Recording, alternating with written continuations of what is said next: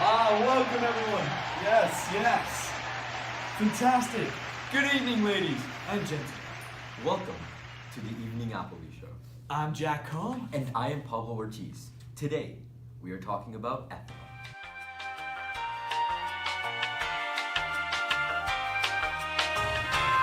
Since the early 20th century, countries around the globe have been entering the biofuel industry. Ethanol has been leading the biofuel industry today and is now recognized as a potential substitute for octane. Today, we're going to be explaining what Canada must do to incorporate this evolving industry and advance into a new stage of fuel technology. To provide a reference for Canada's ethanol industry, we are going to first dive into Brazil's sugarcane ethanol.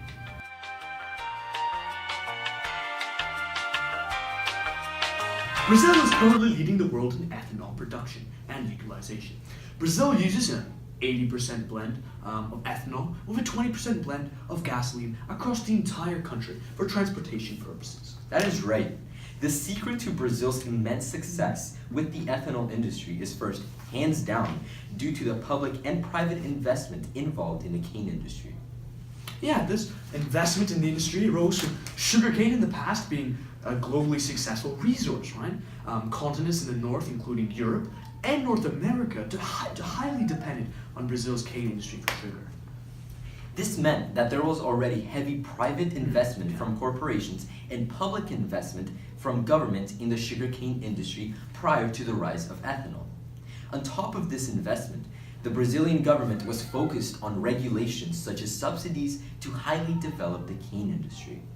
Yes, in the modern day and age, sugarcane is now a very valid resource in the production of ethanol, right?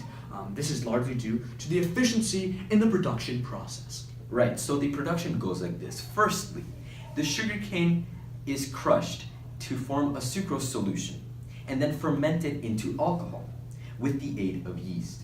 The final major processing step is the distillation of the substance to reach the desired level of concentration in water.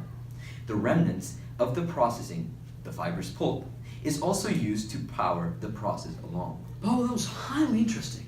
And now hopefully you understand the gist behind Brazil's success in the sugarcane ethanol industry.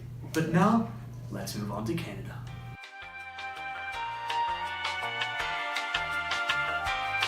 Our beautiful country uses corn for ethanol production, just like the US.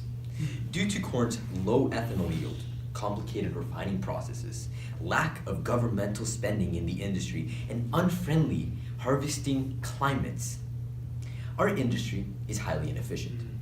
This is a systemic issue, as our industry is not self-sufficient. Canada is currently using a low national average of 15% blend in its publicly available transportation fuel.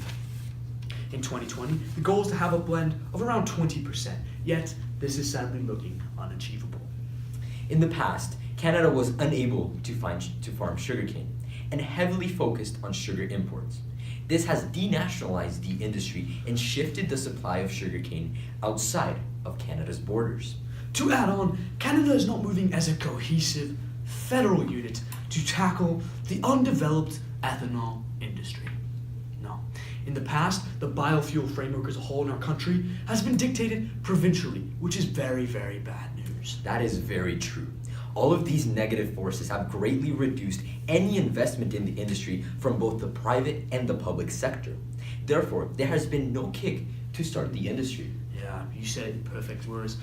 To summarize, Brazil is a leading activist for change in the fuel industry, whereas Canada is falling behind increasingly. Now, instead of discussing the issues our country faces today, let us move to some potential solutions. Fantastic news. Without further ado, please welcome our guest for the evening, Tristan Montag.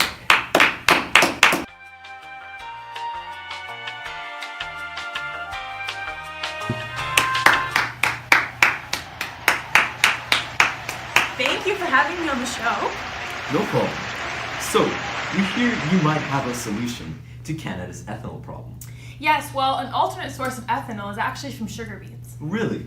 Tell me more, please. Well, despite having a small presence in Canada, with only 1.2 million tons farmed each year, sugar beets could be Canada's way to mirror Brazil. As a northern country, our biggest issue is that we can't grow sugarcane. And so by using sugar beets as a source of ethanol, it actually yields more than and surpasses that amount produced by sugarcane. Why is that? Well, the ideal growing conditions for sugar beets are a moderate climate, between 15 to 21 degrees, during growing months. As well, they can tolerate frost, which allows Canada to be a great place to grow them. They have the ability to adapt to the climate and soil of the area, which enables them to grow in harsher and more extreme environments. I have a question. Yeah. Are there any places in Canada in which we grow them now? Well, there actually is. In Alberta and Ontario, but due to a similar climate, the prairies also have the potential to grow them. As right now, Quebec and PEI have heavily considered utilizing sugar beets to fuel their ethanol industry development, which proves that there is an actual interest from the country. That sounds like a great solution. How much better are sugar beets than corn for ethanol production? Well, as you can see by the information on the chart, sugar beets yield 714 gallons of ethanol per acre, while corn only yields 354 gallons from the same land area. Wow. Furthermore, sugar beets return 1.9 energy units per unit of energy invested into the production of ethanol, while corn only returns 1.5 units of energy. This immense difference in yield could be safely exploited to solve Canada's ethanol project.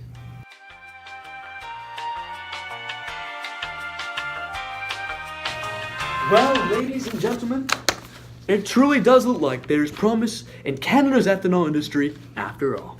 Thank you for sharing your knowledge with us. No problem.